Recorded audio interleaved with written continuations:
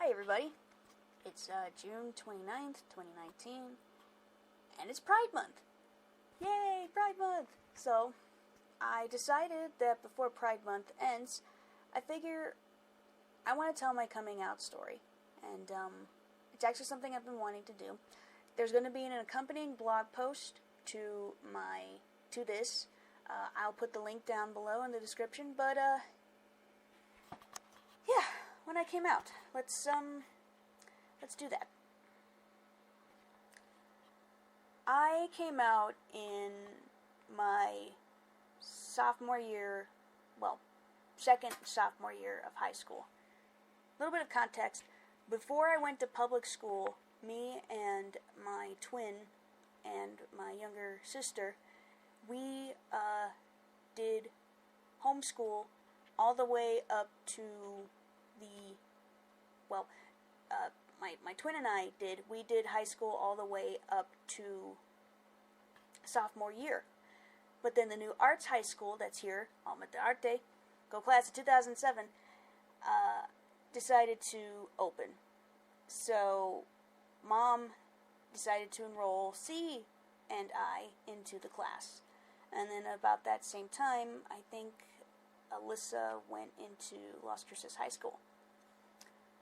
And there was a teacher there, an AmeriCorps student teacher. Some of you may know, if you follow me on Twitter, you know that I follow her. Her name is Sarah Benicaska.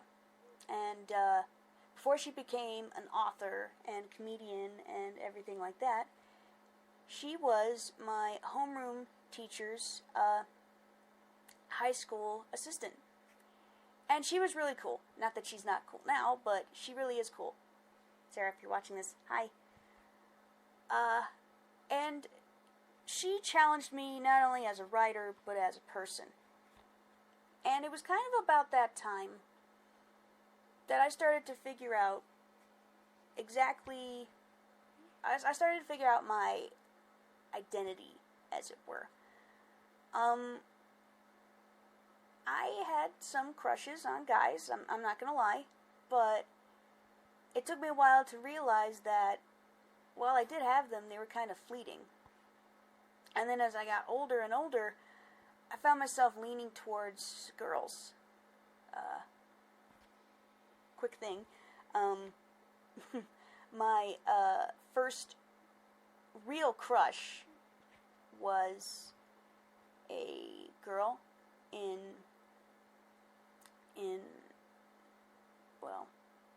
it was a girl. I don't remember exactly when, but I remember her. And, of course, I'm Roman Catholic. I was born and raised Roman Catholic. But I kind of knew that maybe I did like girls. And both my brother and I spoke to Sarah about our identities,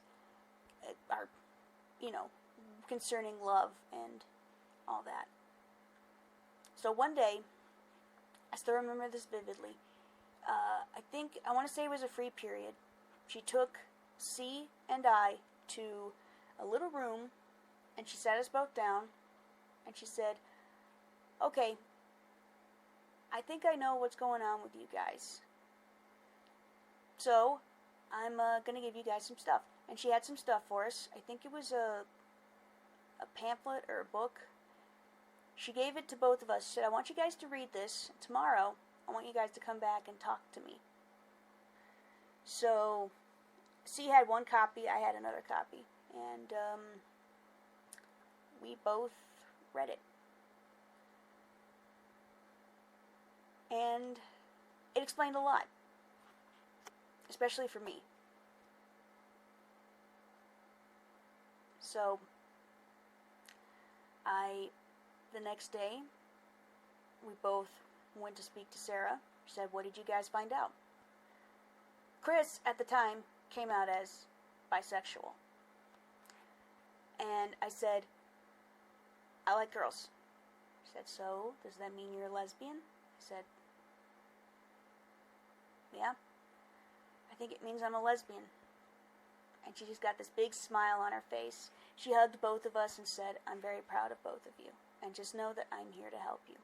And she was. She was there throughout the first year. The way it worked was that the AmeriCorps teachers would be there for a year, and then they'd switch out, and then there would be new teachers. When Sarah's time was up, I said to her, how am I going to find you again if I need your help? And she said, oh, don't worry, you'll find me. And eventually I did, but it was after high school. She did also put us in contact with the Stonewall QSA that was on the NMSU campus. At the time, not only did they talk to college students, they also talked to high school students, which I thought was really cool. I think they still do that. I wouldn't know. It's been a while. So I realized that I liked girls.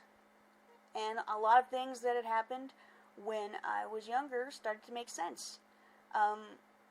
Yes, I was a tomboy. I mean, who didn't have the tomboy phase when they were younger, but I didn't really grow out of it. To this day, I still prefer wearing, I'll wear a dress, but I still will prefer wearing a suit to formal events. However, if I do have like an event that I need to wear a skirt or a dress, I'll do that. And other things also made sense, like realizing I had a crush on, I can't believe I'm about to say this, I had a crush on Ariel from The Little Mermaid. And you probably saw that trend that was going around Twitter, the first cartoon crush, and I posted that Ariel was my first cartoon crush. But there was still a lot I needed to learn. I learned about the birds and the bees, same way everybody else does. My mom gave me a talk. And then I started reading that most magical thing of all, fan fiction. And when I got old enough, I started reading the mature stuff. So I had an idea on how lesbian sex worked. That is to say, and that was my stomach. It is just about 8:40, and I woke up a little while ago, so I haven't had breakfast yet. I did learn that what I was feeling was normal. I mean, yeah, there were, unfortunately, I knew that the Catholic Church at the time did not exactly condone same-sex relationships. So I kind of kept it quiet. I did come out to my mom, not too soon after Sarah and I had our talk. I said, Mom, I like girls.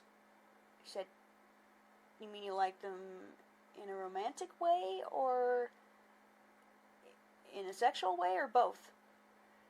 I just remember being really surprised, just going, both?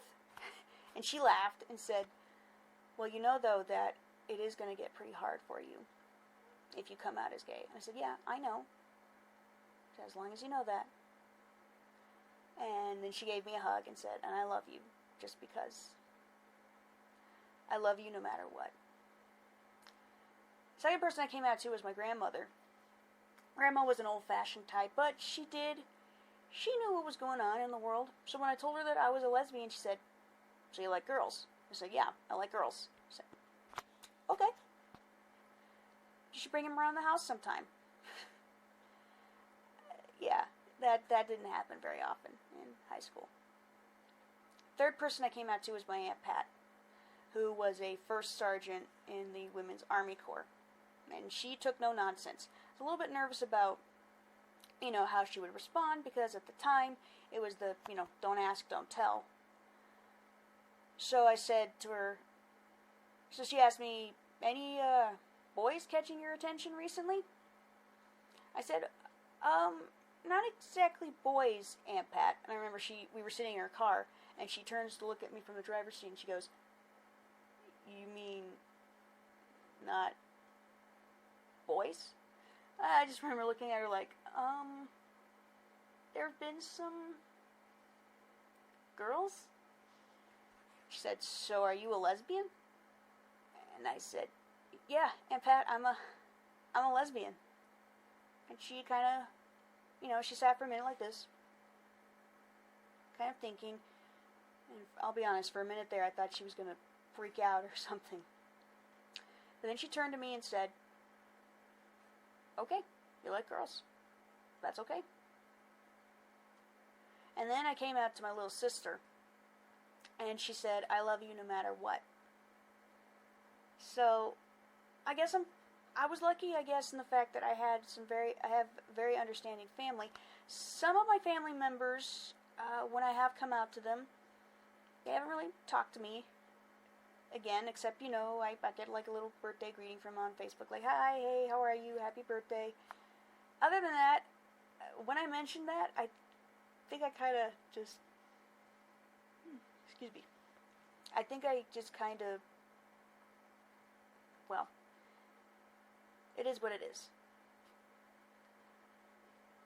I know coming out is hard. There are so many horror stories you hear these days about people coming out and having their lives completely uprooted. Their family won't talk to them ever again. They get ostracized from family, from school, everything like that. But then there are people who come out even after high school, after college. And I think we need to stop a stigma of that. We need to stop the stigma of coming out. It's completely normal. And now there's so much going on compared to how it was when I was 18, 19, 20, all that. There are resources now that you can go to help you figure everything out. I mean, you may not have a teacher like I did, but there are people who can help you, who want to help you.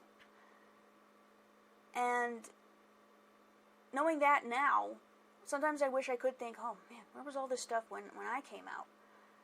But here's my message to those of you who still haven't figured themselves out. It's okay.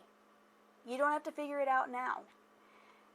Eventually, you will come to the decision about what your sexuality is, be it asexual, bisexual, pansexual, homosexual. I think there's ambidextrous sex. No, it's ambidextrous. That's not a. Anyway,